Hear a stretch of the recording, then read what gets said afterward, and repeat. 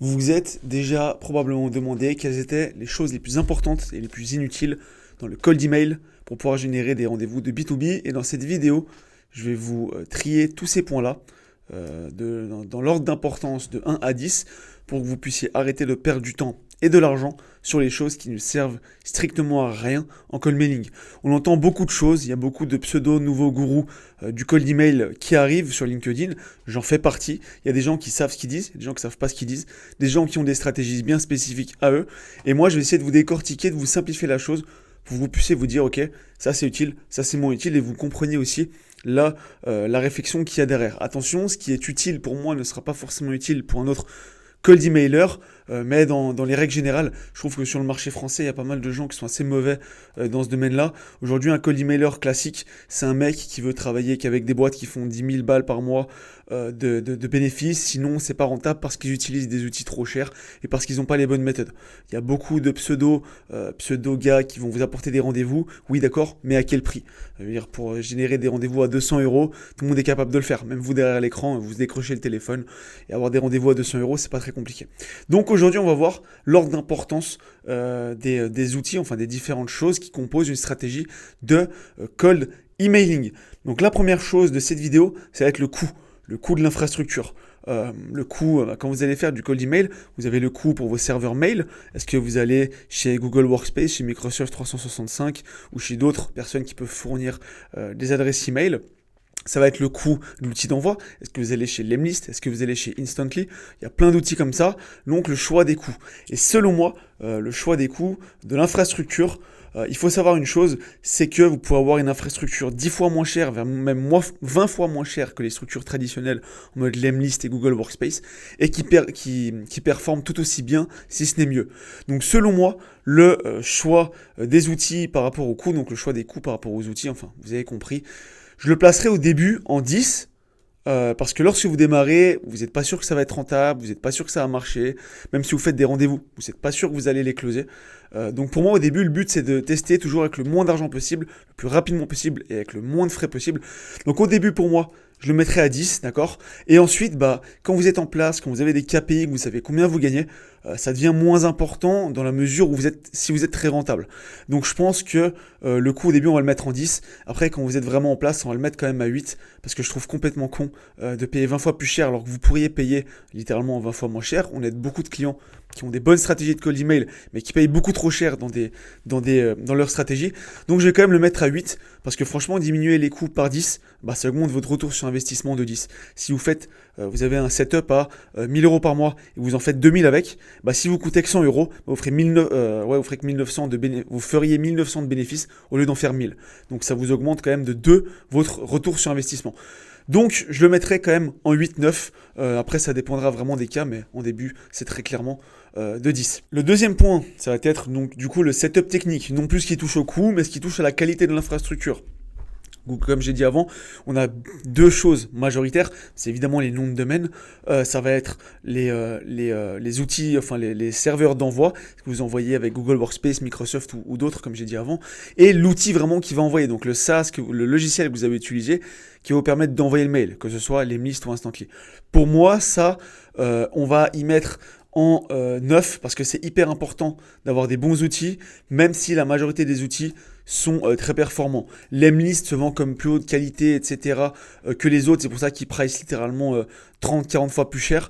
Moi j'ai fait des tests avec les deux, j'ai pas des meilleurs retours avec Lemlist. Je trouve, enfin l'outil est très bon, c'est dur de dire que c'est du scam, faut pas exagérer. L'outil est vraiment très bon. Ils ont un vrai personal brand, enfin ils ont une vraie brand, etc. Mais je trouve vraiment trop cher pour ce que c'est. Je trouve que c'est jeter de l'argent par la fenêtre. Malgré tout, avoir des outils de qualité, c'est hyper important. Cette année, j'ai fait beaucoup de tests. J'ai testé une vingtaine d'hébergeurs d'email et j'ai testé des serveurs indiens. C'était catastrophique. Vous vous êtes blacklisté direct, etc. Et en fait, vous pouvez pas envoyer des mails parce que sur 100 mails que vous envoyez, il y en a 90 qui s'envoient pas parce qu'ils bounce, parce que votre IP elle est dégueulasse, parce que leurs serveurs sont crades. Donc le setup email, je le mettrai même en 10. C'est extrêmement important d'avoir des outils de qualité, mais c'est aussi extrêmement important de ne pas les payer trop cher. On arrive enfin à un point qui va être discutable, parce qu'on l'entend partout, et trop de gens parlent trop sur ça pour moi, à mon goût, c'est le copywriting. Le copywriting, c'est le fait d'écrire pour vendre. Pour moi, le copywriting en cold emailing, son importance, elle est de 4. Alors évidemment, je mets en dessous de la moyenne pour dire que c'est pas très important. En fait, le copywriting, c'est quoi comme question? C'est quel mot je vais employer, est-ce que je vais vous voyer, tutoyer? C'est des choses très simples. De un, on vous voit quasi toujours si on fait du B2B. Ou on peut tutoyer si on veut être plus cool, etc. Mais c'est une décision qui se prend en 2 secondes. De deux, le copywriting, les textes en email, ça doit rester simple. On le dit tout le temps, les mots compliqués, ça demande plus d'énergie pour être compris. Parce que ça fait des phrases plus complexes. Certes, c'est beau, c'est un beau vocabulaire, etc. À part si vous êtes dans la littérature, ça peut être utile. Mais on dit toujours de garder un niveau d'écriture bas. Parce que les gens comprennent beaucoup plus simplement quand vous dites une phrase avec des mots qu'on entend tous les jours, plutôt qu'en utilisant des mots de fou. Et les gens, surtout, ne vont pas prendre de rendez-vous avec vous parce que vous utilisez un vocabulaire de ouf. De nouveau, si vous êtes prof de français, vous avez une boîte de copywriting, peut-être ça sera important. Mais même, quoique, parce que le copywriting, le but c'est d'être impactant. Donc le copywriting, en réalité, il faut juste rester simple. Il faut rester simple, il faut vous voyez, ça s'arrête là. Du moment que vous faites ça, l'importance du reste de est-ce que je mets cette phrase comme ça, est-ce que je mets d'abord cette phrase avant cette phrase, non. Vous faites un email court, simple, efficace, qui va droit à l'essentiel et vous avez fini votre taf. Donc en réalité, c'est quand même important de faire ces points-là, mais pourquoi je les mets en 4? C'est parce que le copywriting, c'est vraiment mal perçu et les gens passent des heures et des heures à écrire leurs emails alors qu'en réalité, c'est un travail qui prend 30 minutes et c'est absolument réglé. Maintenant, on va arriver au plan supplémentaire, c'est le lead magnet. Donc le lead magnet, c'est un petit peu la carotte, c'est un petit peu le truc que vous allez offrir à vos prospects s'ils vous répondent.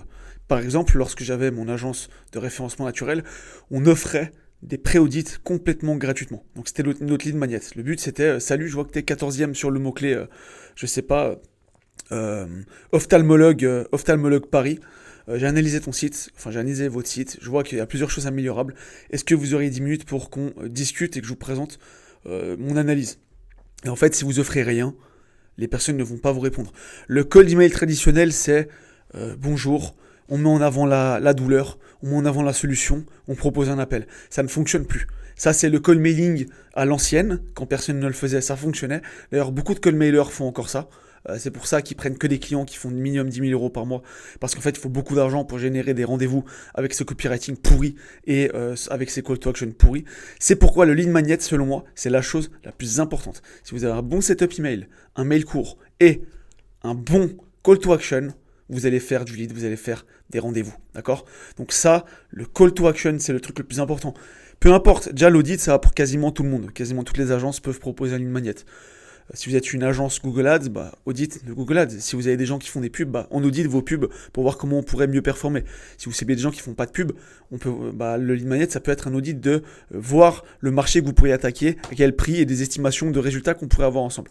Il y a 1 milliard d'audits qui sont imaginables. Si vous faites, des cartes de visite, vous pourrez offrir des échantillons sur votre nouveau produit. Vous pouvez offrir un rabais sur la première commande. Faites en sorte que ce soit personnalisé. La personne va se sentir valorisée. Vous avez un lead magnet pour elle. Et là, vraiment, le taux de réponse, il va littéralement faire x10 par rapport au modèle douleur. Voilà notre solution. Est-ce qu'on parle? Ça ne fonctionne plus de faire ça. Ce qui me fait penser à un point, le prochain, la personnalisation. La personnalisation, c'est un truc qui est utilisé à tort larigot dans les emails, bonjour first name, etc., etc. On essaie de faire des trucs personnels, mais en fait, quand c'est trop, ça se voit que c'est automatisé et qu'en fait, on personnalise via l'automatisation. J'ai vu votre site www.nanana. On sent que en fait, vous personnalisez via des outils de masse qui ont été faits pour personnaliser, entre guillemets. La personnalisation, c'est quoi le but? C'est que la personne, quand elle lit votre email, elle doit se dire, c'est un email que la personne qui m'a envoyé l'a écrit avec ses doigts sur son clavier manuellement pour me l'envoyer à moi. Ok? Je reprends l'exemple de l'audit SEO. Quand on avait l'agence, il y a un truc qui fonctionnait extrêmement bien. Je vous donne ça comme ça. C'était de dire bonjour. Je suis Anthony, après avoir créé beaucoup de sites optimisés SEO pour une agence de marketing pour laquelle je travaillais, je lance mon propre service pour démarrer, je fais 10 audits SEO à des entreprises comme la vôtre.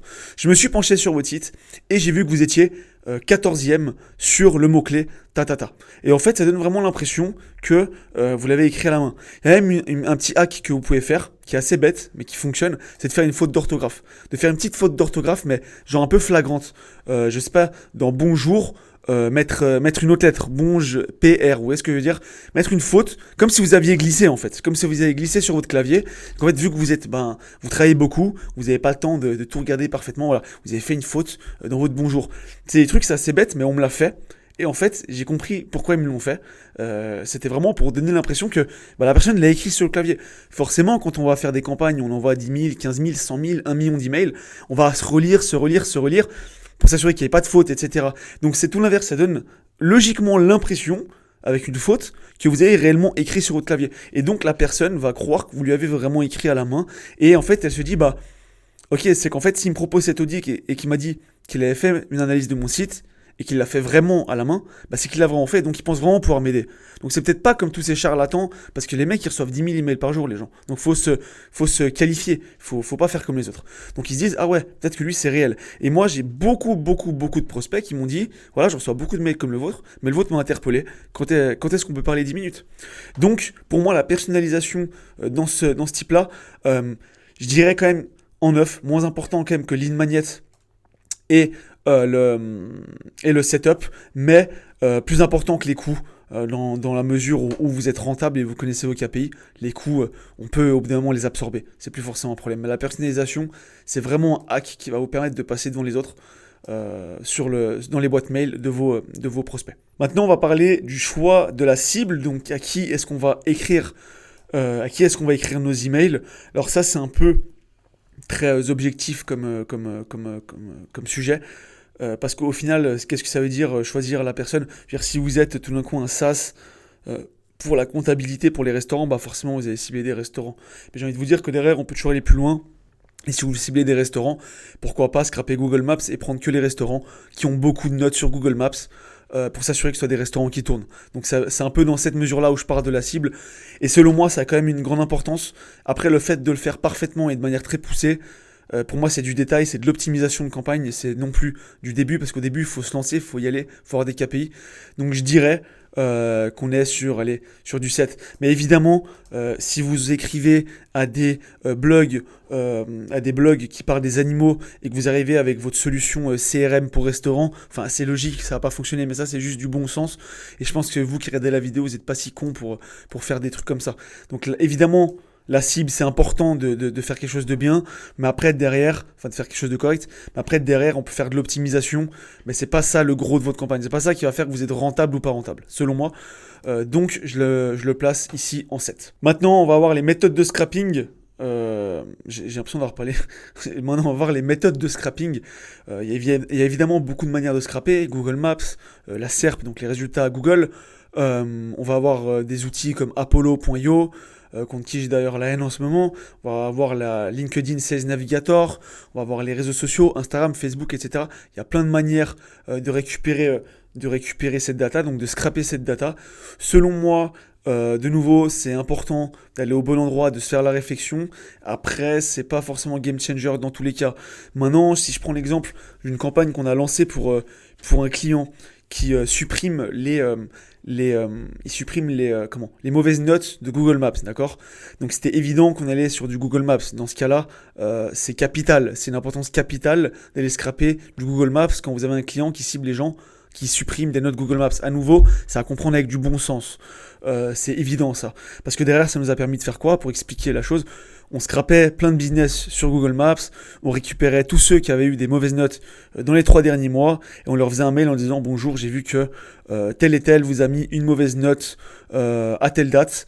Je voulais savoir s'il était justifié. S'il n'est pas justifié, on a un service de suppression de mauvaises notes où vous nous payez uniquement après avoir obtenu le résultat, donc obtenu la suppression en l'occurrence. Donc la méthode de scrapping, elle est importante, mais c'est du logique en fait. Mais je vais quand même le mettre assez haut. Je vais prendre un autre exemple, une boîte qui bosse qu'avec des entreprises qui font, par exemple, qu'avec des SaaS de minimum 10 salariés. Parce qu'en dessous, voilà, il n'y a pas assez de budget pour le service proposé, par exemple.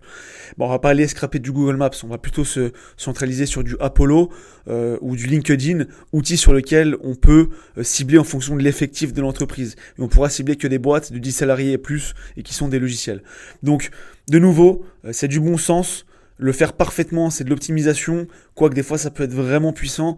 Donc je vais quand même le placer au-dessus de la cible d'avant, la méthode de scrapping. parce que la méthode de scrapping touche la cible, mais c'est le côté technique, c'est le côté plus dur et c'est le côté plus pertinent selon moi. Et cible, c'est trop global, donc je vais le mettre ici en 8. C'est important quand même de bien scraper. Franchement, on peut pas le nier, le scrapping, c'est quand même très important. Sujet suivant, vérification des emails. En gros, quand vous allez scraper 100 000 personnes sur le web, 100 000 adresses email, sur les 100 000, vous allez en avoir 60 000 qui sont plus valides parce que la boîte n'existe plus ou parce qu'elle a changé ou parce qu'elle est en mode suppression de spam à gogo. Donc pour moi, la vérification, c'est obligatoire. Il n'y a même pas de discussion. S'il y avait un truc 11, je mettrais en 11. Parce que si vous le faites pas, je vais quand même le mettre en 10 pour que les gens comprennent, mais si vous le faites pas, en fait, c'est très simple, hein, vous pouvez avoir le meilleur setup du monde, le meilleur copywriting du monde, etc. Vous allez bounce à 50%, donc 50% de vos mails ne vont pas partir, ne vont pas atteindre leur cible, et ça, les serveurs mail le savent, ils vont comprendre que vous spammez et que vous faites les choses mal, et donc vous allez vous faire dégager, vos emails, vos IP vont se faire blacklister, vos serveurs mail vont se faire blacklister, et vous allez vous faire niquer tout simplement. Donc ça c'est même pas important, c'est obligatoire de vérifier ces emails. Si je devais garder une seule chose de tout ça, ce serait je spammerais probablement 200 000 emails par jour, pas personnalisés, mais je vérifierais au préalable mes emails parce que vous pouvez pas faire du cold mailing si vous ne vérifiez pas. Dernier point, le multicanal, donc ça touche le outreach en général.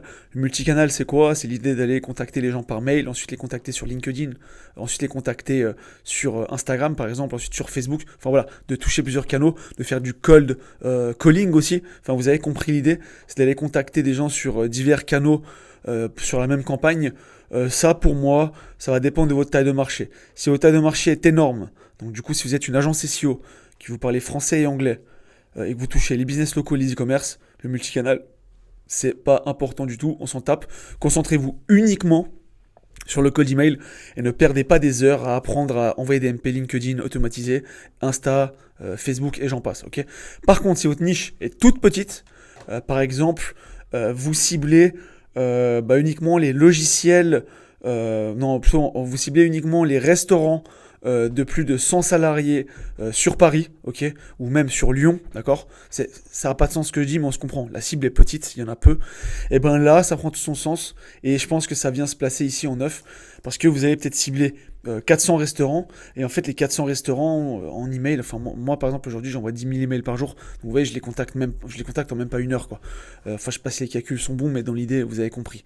Donc à ce moment-là le multicanal il est même en 10, parce qu'en fait vous allez leur écrire par email 3-4 fois par année, vous allez le écrire sur LinkedIn, vous allez les ajouter sur LinkedIn, vous allez le écrire sur Insta, sur Facebook, enfin voilà, vous allez trouver tous les moyens de le rentrer avec, même du cold calling, même des lettres, enfin en envoyant des lettres à l'ancienne. Si votre marché est tout petit, c'est là que ça se met. Maintenant, moi je considère pas être le cold mailer qui cible les tout petits marchés, ça m'intéresse pas de travailler avec des gens qui ciblent moins en tout cas 10 000 entreprises, si ce n'est plus. Donc pour moi en fait le multicanal, franchement c'est chouette.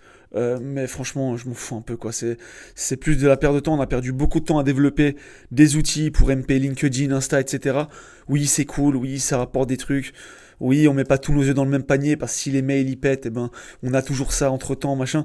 Ok, mais franchement, ça a toujours plus été de la théorie que de la réalité et ça m'a jamais vraiment servi.